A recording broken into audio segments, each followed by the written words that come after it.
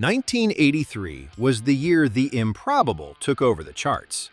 Waiters, unstable musicians, and bands that had already broken up topped the charts for a summer and then disappeared. While the giants tried to adapt, these names took over MTV, left a hit, and vanished. This is the story of those who experienced their peak in the time it took for a chorus. The one-hit wonders of 1983. Kevin Rowland formed the Dexys Midnight Runners in Birmingham, and the band's name came from Dexedrine, the type of amphetamine that kept people dancing all night. They already had success in the UK with other tracks, but Come On Eileen wasn't the only one to cross the Atlantic, although it was their biggest hit in America in 1983.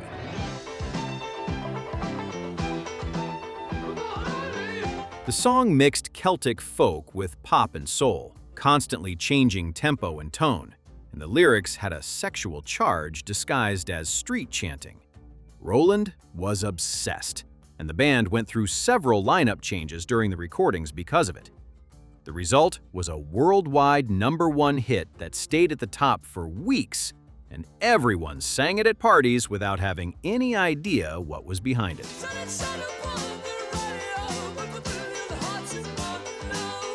The following album didn't chart in the US. The band continued to have success in England for a while, but Rowland got lost in personal problems, and Dexys ended up going on hiatus in the early 90s. But while Dexys faded in the US, a London waiter was about to be discovered by one of the biggest producers of the decade and experience a success that would last exactly the length of a chorus.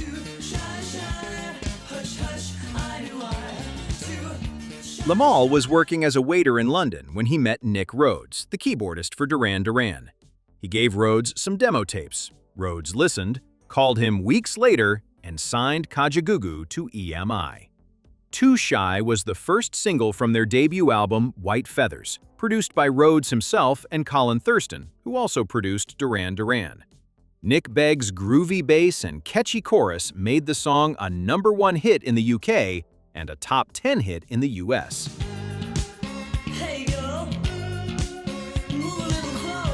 The band's name was intentionally childish because Beggs wanted something people couldn't pronounce correctly but would never forget. However, Limahl was fired from his own band in 1983 at the height of their success because the other members felt he was stealing the spotlight. He continued solo, sang Never-Ending Story for the film The Never-Ending Story, and had another moderate hit, becoming a rare case of a one-hit wonder twice.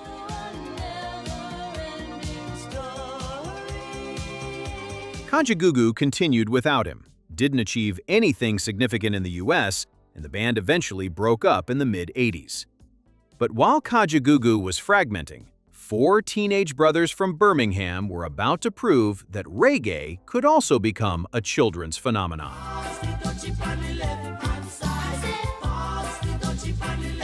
Musical Youth was formed by 2 pairs of teenage brothers from Birmingham, England, and they mixed reggae with pop in a way that sounded too innocent to be true.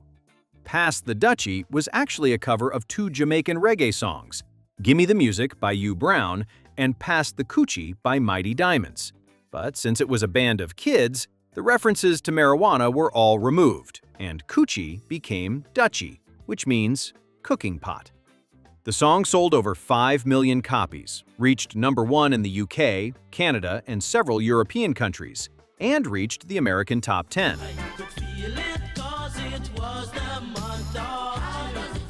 Their second album, Different Style, didn't enter the pop top 100, but reached the R&B top 50, and they even did backing vocals for Donna Summer on the track Unconditional Love. I want to say something to you. But the band quickly imploded. Constant internal fights, financial and legal problems accumulated, and in 1985, Musical Youth dissolved.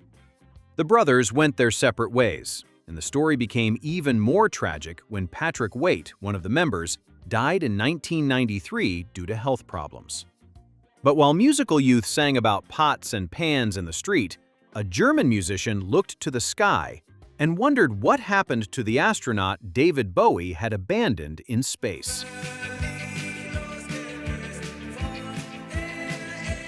Peter Schilling was a German musician who grew up listening to David Bowie and became obsessed with the story of Major Tom, the astronaut lost in space from Space Oddity. In 1983, he decided he wanted to know what happened to that guy.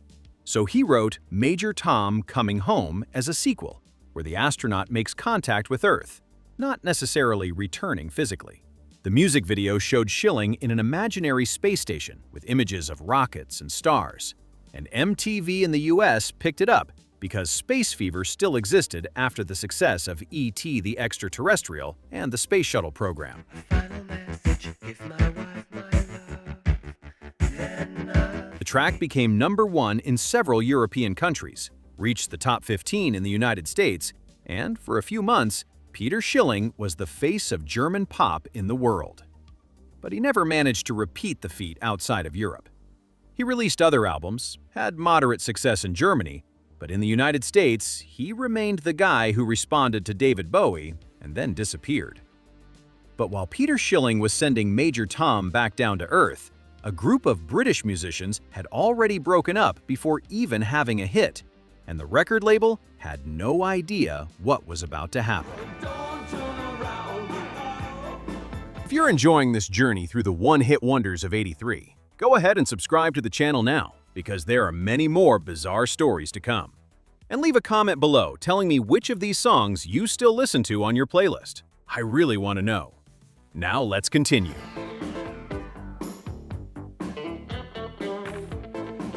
After the Fire started as a British progressive rock band in the '70s, playing complicated things that nobody wanted to hear.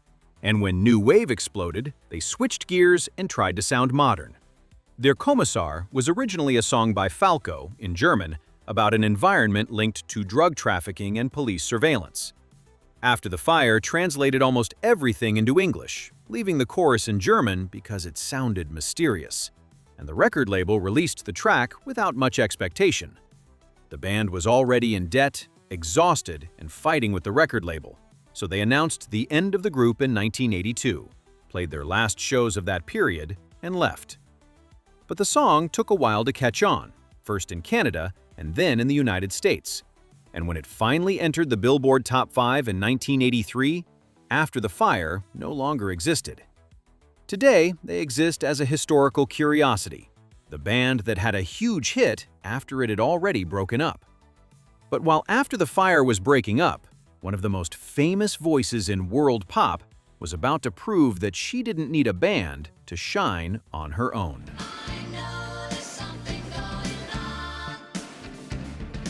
Annie Fried-Lyngstad was one of the 2 women in ABBA, and when the group began to disintegrate in 1982, she decided it was time to prove she could do something on her own.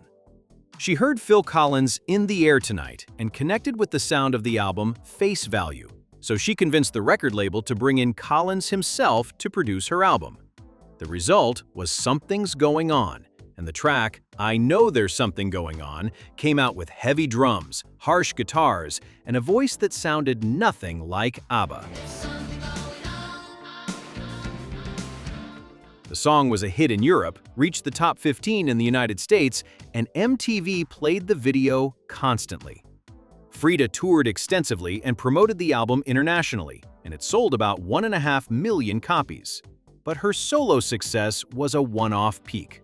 In 1984, she released Shine, produced by Steve Lillywhite, which did not achieve commercial success. Frida didn't completely abandon her musical career, but she drastically reduced her activity, dedicating herself to her family and environmental causes. Today, she lives in Switzerland, far from the spotlight, and that 1983 hit remains the biggest solo success of any ABBA member. But while Frida was stepping away from the spotlight, a British keyboardist was about to prove that sometimes the most idiotic music you make is the one that lasts forever.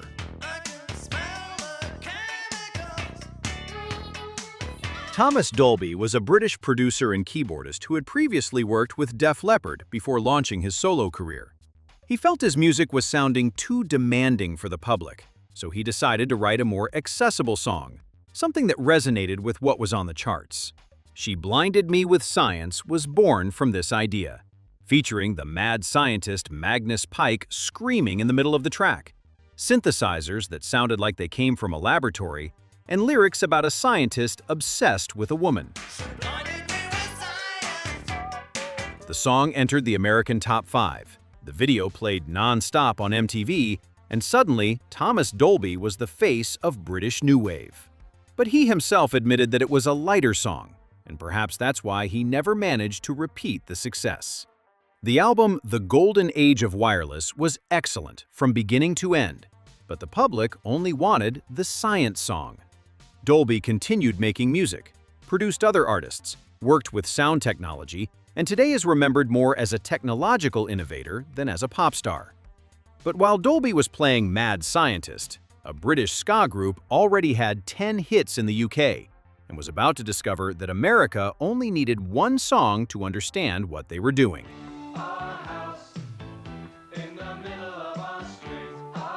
Madness had been a hit machine in the UK since the late 70s, but America had never paid them any attention because ska didn't have much penetration there. Our House changed that in 1983. Executive John Kalodner of Geffen Records heard the track, realized it wasn't just another ska song, and decided to take a chance. The song featured piano, brass, strings, and talked about the routine of an ordinary British family, something too universal to ignore. Chris Foreman had recorded the demo on a simple recorder. The band sped up the tempo, Chaz Smash contributed ideas, and the result was a top 10 hit in the US. Our house, it has a crowd. There's always something happening, and it's... The video played on MTV, and finally, Madness had a door open in the United States. But Our House remained their only American hit. The band continued to be successful in England, even splitting up in 1986 after the album Mad Not Mad, but reunited several times afterward. Today, Madness still plays, still tours, and Our House remains the only song that American audiences sing along to. But while Madness was conquering America with piano and brass instruments, a Dutchman with a vampire-like face was about to bring a 95-year-old composer back to the charts. Have you seen the well-to-do up and down Park Avenue? Taco Okersa was a Dutch singer who decided that the best way to debut in the 80s was to resurrect an Irving Berlin song from 1929 and add synthesizers over it. Puttin' on the Ritz was an absurdly successful song, reaching the American Top 5 in 1983 and making Irving Berlin, at 95 years old, the oldest living composer to have a song in the top 10. The music video showed Taco looking like a vampire, dancing in a suit and top hat, and MTV played it as if it were the most normal thing in the world. But Taco never managed to repeat the feat. He released other albums, tried other versions of standards, but nothing took off in the United States. His career was basically that song, that look, that moment. White spats and lots of dollars, spending every dime. Today, he is remembered as one of the most peculiar one-hit wonders of the decade. The guy who made a song from the 20s sound like the future, and then disappeared completely. But while Taco was dancing alone, 3 crazy Brits were about to prove that bizarre could also be a hit.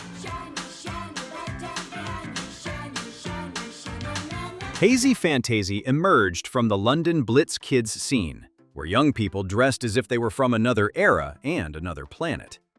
Jeremy Healy, Kate Garner, and producer Paul Kaplan created a sound that mixed reggae, country, and electro with lyrics that sounded like nursery rhymes written by someone in a fit of madness. Shiny Shiny was a song that contrasted childlike aesthetics with darker references. The music video was bizarre. The clothing was tribal mixed with Dickensian influences, and MTV in the US didn't know what to do with it. But it played anyway. The song entered the charts in 1983. The album Battle Hymns for Children Singing was released, and they made a few appearances on the British Top of the Pops.